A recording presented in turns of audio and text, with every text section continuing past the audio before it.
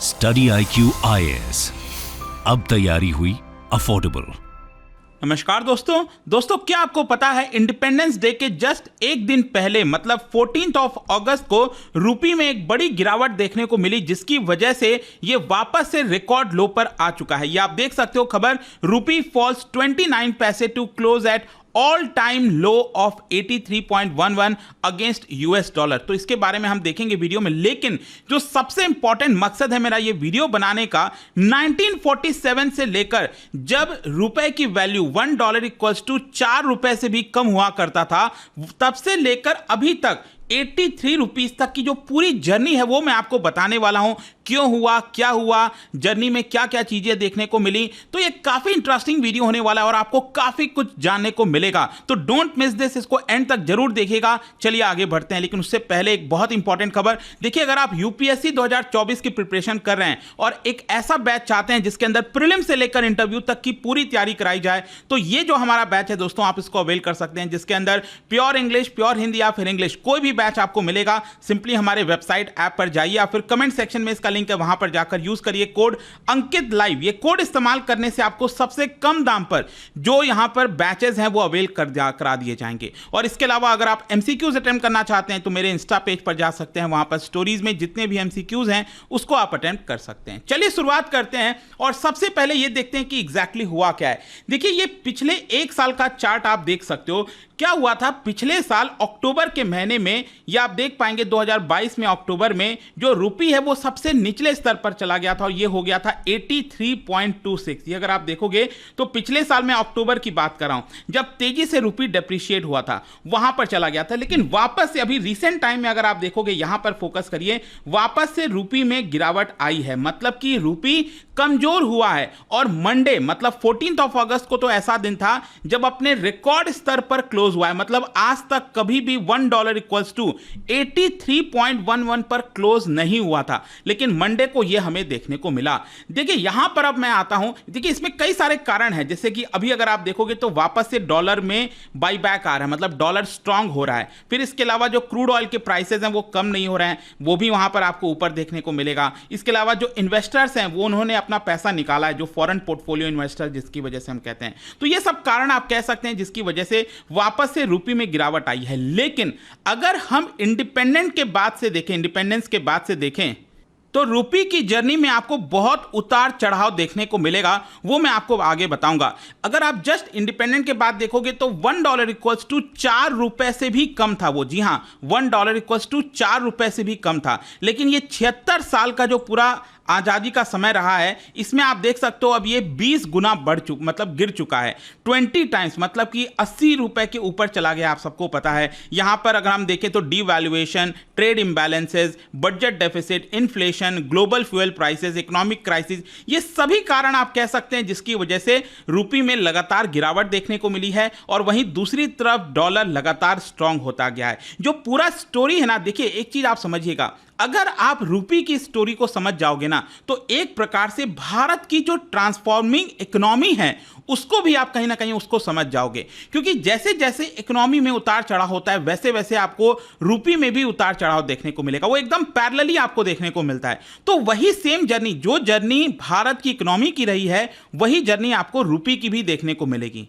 और स्टार्टिंग में तो हम सबको पता है जब देश आजाद हुआ था, देश के पास क्या ही था, बहुत ही हम्बल बिगनिंग, मतलब कि रुपये इंटरनेशनल मार्केट में कहीं भी स्टैंड नहीं करता था। लेकिन दोस्तों आज चीजें बदल गई हैं। मैं ये नहीं कह रहा हूं कि रुपये बहुत ज्यादा स्ट्रांग हो गया है, पूरे दुनिया के अंदर प्रचलित हो गया, मैं ये नहीं कह रहा हूं। लेकिन स्टिल आज के डेट में आप देख सकते हो काफी कुछ किया जा रहा है सरकार के द्वारा, RBI के द्वारा, ताकि हम रुपये को और ज्यादा ग्लोबल लेवल पर ले जा सकें। यहां पर डायरेक्टली जिन देशों के साथ, अभी आपने देखा होगा 2 दिन पहले, कल या परसों खबर आई थी कि पहली बार ऐसा हुआ है कि हमने ऑयल ट्रेड, मतलब जो क्रूड ऑयल हम मंगाते हैं उसका पेमेंट हमने रुपये में दिया है। पहली बार ये हमने UAE से खरीदा था ऑयल और रुपये में पेमेंट किया है। तो ये काफी शॉकिंग था, US के लिए काफी शॉकिंग है कि ऐसा कैसे हो सकता है कि आज तक हम जब भी यहां पर ऑयल की परचेजिंग हुई है तो डॉलर में ही पेमेंट हुआ था। कैसे आखिर भारत ये सारी चीजें कर रहा है। तो काफी कुछ आपको चेंज देखने को मिलेगा। और पिछले एक साल से आप देखोगे तो रुपये लगभग 82 रुपीस के आसपास ही चल रहा है।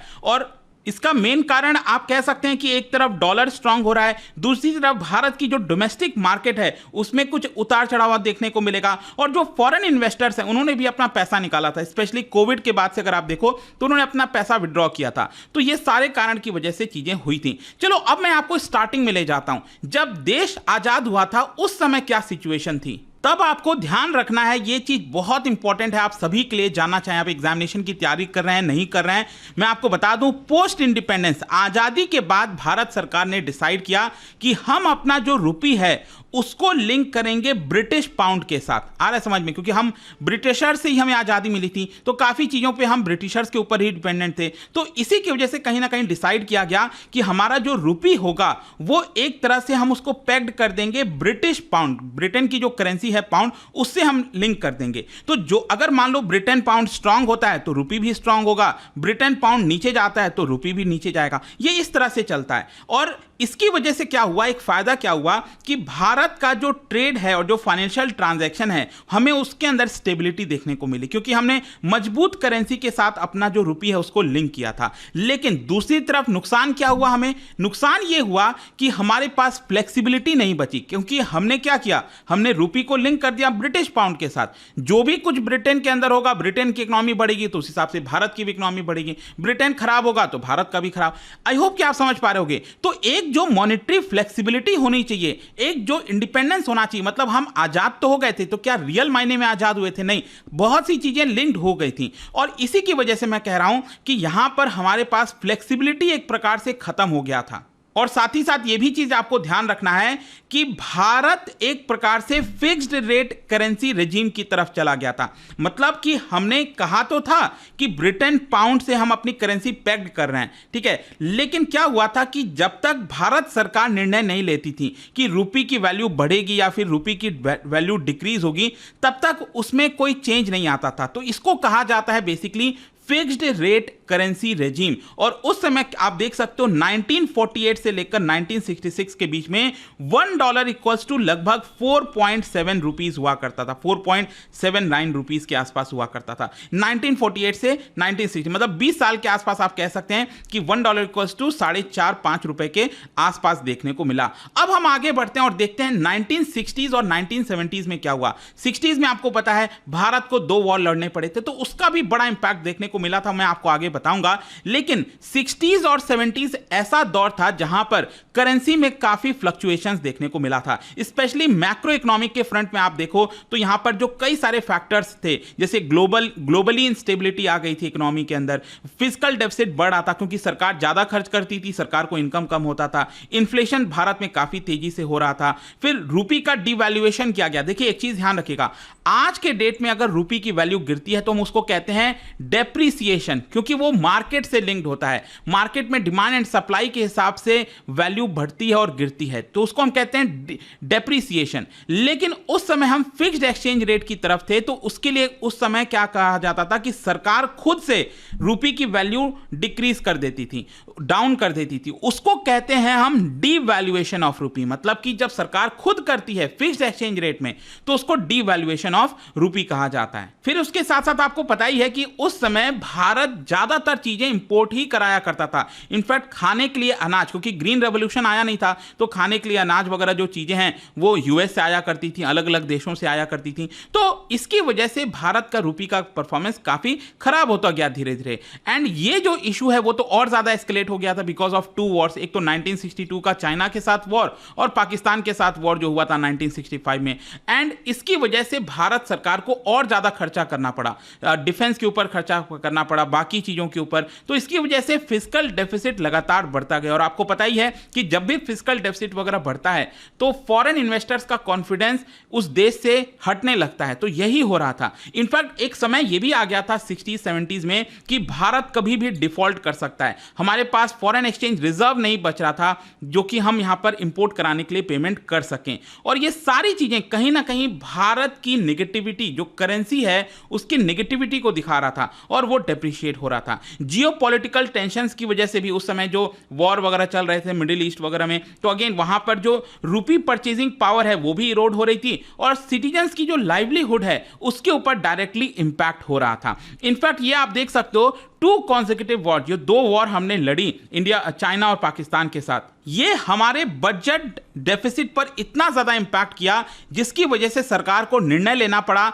और हमें अपनी करेंसी को डीवैल्यू किया गया। मैंने आपको बताया ना कि 1966 तक हमारी जो रुपी थी वो फिक्स किया हुआ था 4.76 पर, $1 इक्वल्स टू, इसको गिराकर कर दिया गया 7.57, धीरे धीरे करके, एक बार में नहीं, इसको धीरे धीरे करके 7.57 कर दिया गया। आगे चलकर आपको पता है ऑयल क्राइसिस आ जाता है 70s में, 1970s में, उसके बाद ओपेक वगैरह बनता है जो आज के डेट में अक्सर आप सुनते रहते हो। तो इंडियन रूपी फर्दर यहां पर कमजोर हो गया। राइजिंग, जिस तरह से ऑयल प्राइसेस लगातार बढ़ रहे थे, हमारा ट्रेड डेफिसिट भी लगातार बढ़ा था और फॉरेन एक्सचेंज रिजर्व हमारा खराब होता जा रहा था। तो वो एक बहुत ही ज्यादा डिफिकल्ट वाला दौर था, उतार चढ़ाव काफी देखने को मिला। फिर अब हम आते हैं कि 1991 के बाद जो इकोनॉमिक लिबरलाइजेशन था, जो एलपीजी रिफॉर्म्स भारत ने अपनाया था, वो कहीं ना कहीं एक बहुत बड़ा वरदान साबित हुआ। ऑल्दो उस समय कुछ डिफिकल्टीज आई उसको इंप्लीमेंट करने के लिए, जैसे कि आप देख सकते हो जो करेंसी है उसको फर्दर डीवैल्यू किया गया था ताकि हम अपने एक्सपोर्ट को बढ़ा सकें। आपको पता ही है ना कि जब हमारे देश की करेंसी डी वैल्यू होती है, मान लो अभी 50 रुपए है $1 इक्वल्स टू, और ये अगर 80 रुपए हो जाता है, तो इसका सिंपल अर्थ ये हुआ कि जो फॉरेनर्स हैं उनको $1 में ज़्यादा रुपए मिल रहा है और वो ज़्यादा सामान भारत से खरीद सकेंगे, तो वो ज़्यादा इंपोर्ट कराते हैं भारत से। तो हमें एक्सपोर्ट इंक्रीज करने के लिए करेंसी को डी वैल्यू करना पड़ा। फॉरेन इन्वेस्टमेंट इंक्रीज करने के लिए कहीं ना कहीं हमें अपने करेंसी को डी वैल्यू करना पड़ा। और 1991 में तो आपको याद ही होगा कितना ज़्यादा serious balance of payment crisis आया था। हमारे पास 3 हफ्ते का इंपोर्ट कराने के लिए भी जो फॉरेक्स रिजर्व है वो नहीं बचा था, और उसका मेन कारण यही था कि कहीं ना कहीं हाई इन्फ्लेशन, लो ग्रोथ, फॉरेन एक्सचेंज रिजर्व का खत्म होना, ये सारी चीजें कंट्रीब्यूट कर रही थी, जिसकी वजह से हमारी जो करेंसी आप देख सकते हो इसको गिराते गिराते सरकार ने कर दिया 24.5। फिर देखिए यहां पर पहला डिवैल्यूएशन 1991 में आप देख सकते हो 7 से 9% का किया गया था 1 जुलाई को, और फिर अगेन 11% किया गया 3 जुलाई को। मतलब विद इन 2-3 डेज अचानक से बहुत ज्यादा डिवैल्यू देखने को मिला। मैं आपको दिखाता हूं, ये 1990 का दौर है। ये अगर आप देखोगे ना, ये अचानक से ये जो स्पाइक आपको देखने को मिलेगा, ये उसी समय का दौर मैं आपको बता रहा हूं जब यहां पर रुपी काफी तेजी से डिवैल्यू किया गया था, और उसके पहले आप देख सकते हो काफी स्टेडी था, इसी के आसपास आपको देखने को मिलेगा। फिर 1991 के बाद आप सबको पता है कि हम मार्केट इकोनॉमी की तरफ चलते गए। मतलब कि अब रुपी का जो वैल्यू है वो मार्केट के द्वारा डिसाइड किया जाएगा। मतलब हम फ्लेक्सिबल एक्सचेंज रेट की तरफ एंटर कर गए। लेकिन जब हम फ्लेक्सिबल रेट एक्सचेंज की तरफ एंटर किए तो आगे चलकर और ज्यादा अनसर्टेनिटीज बढ़ गई, ग्लोबल इकोनॉमिक अनसर्टेनिटीज आ गई, एशियन क्राइसिस देखने को मिला, ऑयल प्राइसेस भी चेंज हो रहा था। तो इसकी वजह से कहीं ना कहीं आरबीआई को इंटरवीन करना पड़ा और बार बार रुपी को स्टेबलाइज करने में कोशिश करनी पड़ी। जैसे अभी भी आपने देखा होगा, रुपी जब तेजी से डेप्रिशिएट हो रहा था तो आरबीआई ने क्या किया, डॉलर को मार्केट में बेच दिया और रुपए को खरीद लिया, ताकि आर्टिफिशियली एक तरह से रुपी को स्ट्रांग किया जा सके, मजबूत रखा जा सके। तो ये सब आरबीआई को करना पड़ा था उस समय भी। फिर उसके बाद जो एरा आता है वो आता है टेक्नोलॉजी का। अब देखिए, आपको याद हो स्पेशली 1990s के जो किड्स हैं उनको तो डेफिनेटली ये पता होगा इसके बारे में कि पहले जो भारत के नोट्स हुआ करते थे वो बहुत ही ज्यादा पुराने टेक्नोलॉजी के थे, उसको आसानी से फेक किया जा सकता था, तो बहुत सारी प्रॉब्लम्स थी। तो कहीं ना कहीं वो सारी चीज़ों को बंद करते हुए, पुराने नोट्स को बंद करते हुए भारत सरकार आ गई। ये आप देख सकते हो, ये जो नए वाले नोट्स हैं जितने भी इस तरह के 500, 1000 नए टेक्नोलॉजी वाले, जहां पर सिक्योरिटी फीचर्स वगैरह भी आपको देखने को मिलेगा। फिर अब हम एंटर करते हैं 21st सेंचुरी में। 21st सेंचुरी में रूपी स्टेडी, मतलब कि रूपी जो है एक प्रकार से अपना वजूद पूरे दुनिया के अंदर धीरे धीरे बढ़ा रहा था, क्योंकि हम एलपीजी रिफॉर्म्स ऑलरेडी अपना चुके थे, भारत की इकोनॉमी धीरे धीरे ग्रो कर रही थी, स्ट्रांग होती जा रही थी। तो कहीं ना कहीं अब हम धीरे धीरे एक परसेप्शन दुनिया के अंदर चेंज कर रहे थे कि नहीं, अब भारत पहले जैसा भारत नहीं रहा। और इसी की वजह से आप देख सकते हो हम बन गए टॉप 15 मोस्ट ट्रेडेड करेंसीज में। टॉप 15 जो मोस्ट ट्रेडेड करेंसीज होती हैं दुनिया की, उसमें हमारा नंबर आने लग गया। इसके साथ साथ आरबीआई ने बायलैटरल जो करेंसी स्वैप एग्रीमेंट होता है वो यहां पर स्टार्ट किया, सार्क के साथ भी ये स्वैप एग्रीमेंट स्टार्ट किया गया, और ग्लोबल स्टेज पर भारत की करेंसी का डोमिनेंस देखने को मिला। लेकिन एक और बहुत बड़ा झटका आता है 2008 में। अगेन ये आप देख सकते हो, ये 2008 का दौर था। यहां पर अगर आप देखोगे ना, ये वाला यहां पर अगेन हमारी रुपी बहुत तेजी से डेप्रिशिएट हुई है। क्यों? क्योंकि यहां पर वही हुआ था कि 2008 में जिस तरह का ग्लोबल क्राइसिस आया था, मतलब कि ग्रेट डिप्रेशन के बाद से आप कह सकते हैं कि सबसे बड़ा ग्लोबल इकोनॉमिक क्राइसिस हमें देखने को मिला था, तो वहां पर भी बहुत ज्यादा दिक्कत हुई थी। रुपी तेजी से डेप्रिशिएट हुआ था बाकी करेंसीज के मुकाबले, और उस समय पता चला था कि पूरी दुनिया के अंदर जो इकोनॉमीज हैं वो कैसे एक दूसरे से कनेक्टेड हैं, ये भी उस समय देखने को मिला। आगे चलकर अब मैं आता हूं कोविड क्राइसिस। आप सबको पता ही है, ये तो हम सभी ने देखा है, कोविड क्राइसिस किस तरीके से अचानक से दुनिया के अंदर जो मार्केट है उसको शट डाउन कर देता है, और इसकी वजह से भी यहां पर रुपी के ऊपर प्रेशर बढ़ा। क्यों? क्योंकि क्या होता है, जब भी इस तरह के क्राइसिस आते हैं तो लोग डॉलर की तरफ भागते हैं, तो डॉलर की डिमांड बढ़ जाती है और डॉलर स्ट्रांग होते जाता है। वही चीज यहां पर भी देखने को मिला कि इंडियन करेंसी जो है अगेन यहां पर डेप्रिशिएट हुई, और आज के डेट में आप देख सकते हो ये लगभग 82 और 83 के आसपास देखने को मिलेगा। लेकिन कहीं ना कहीं भारत अगेन एक इंपॉर्टेंट डिसीजन लिया। देखिए यहां पर आपने देखा होगा, मुझे अभी भी याद है, और इस चीज को मैं बार बार तारीफ भी करता हूं सरकार की। पहले अगर आप देखोगे तो जितने डेवलप्ड कंट्रीज हैं, यूएस हो गया, यूरोप हो गया, ज्यादातर देशों ने फ्री में कैश बांटना स्टार्ट किया। कोविड के दौरान आपने देखा होगा ना, बहुत सारे इकोनॉमिस्ट वगैरह कह रहे थे कि आप गरीबों को कैश ऐसे ही दे दो।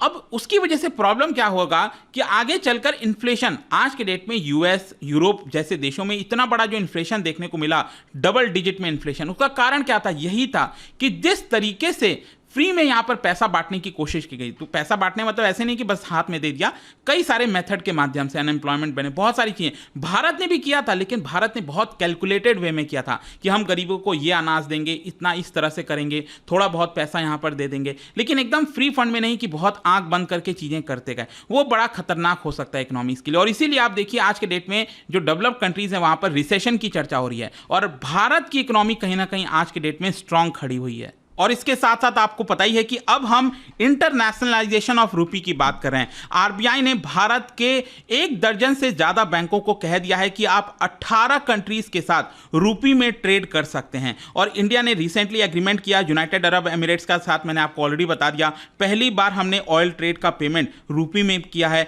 बांग्लादेश और भारत में भी यहां पर जो ट्रांजैक्शन है उसको लॉन्च कर दिया गया है रुपी में, लोकल करेंसीज में। देखते हैं किस तरह से चीजें आगे बढ़ती हैं, बट आई होप कि आपको समझ में आ गया होगा जो अभी खबर आई है रिसेंटली कि रुपी यहां पर गिरा है। लेकिन इस वीडियो से माध्यम से आपको पूरा जो जर्नी है आजादी से लेकर अभी तक का रुपी का, वो आपको समझ में आ गया होगा। और जाने से पहले एक बड़ा ही इंटरेस्टिंग क्वेश्चन, क्या आप बता सकते हो कि विच अमंग द फॉलोइंग, ये जो 4 इंस्टीट्यूशंस के नाम लिखे हुए हैं, इनमें से कौन सा हेल्प करता है to solve the balance of payment problem?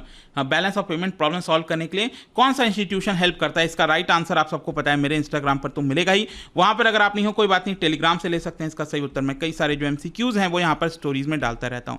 बाकी अगर आपको पीडीएफ की तो टेलीग्राम पर आइए, अलग अलग सोशल मीडिया पर आप जुड़ पाओगे। और जैसा मैंने आपको बताया, यूपीएससी की अगर आप तैयारी कर रहे हो, just use the code Ankit live, कोई भी बैच लेना हो। और ध्यान रखिएगा कि कल कुछ लोग 15 अगस्त का जो ऑफर था, सेल था, उसका फायदा नहीं उठा पाए थे, तो आज के लिए बस सिर्फ जो है उसको फर्दर एक्सटेंड कर दिया गया, क्योंकि बैंक्स वगैरह बंद थे। कई लोग चाहते थे कि आज फिर वो अपना कोर्स परचेज कर सकें, तो अभी भी आपके पास टाइम है, don't miss that.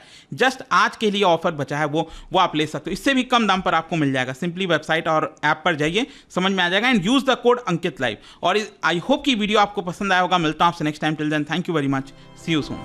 Study IQ IAS, अब तैयारी हुई अफोर्डेबल।